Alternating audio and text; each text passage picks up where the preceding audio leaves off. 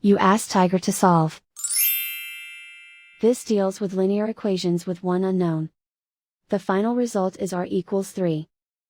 Let's solve it step by step. Group all constants on the right side of the equation. Add 7 to both sides. Simplify the arithmetic.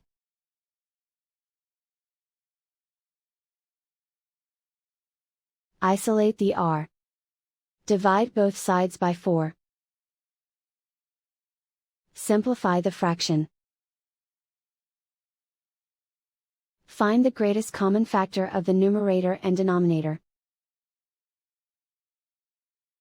Factor out and cancel the greatest common factor. And so the final result is r equals 3.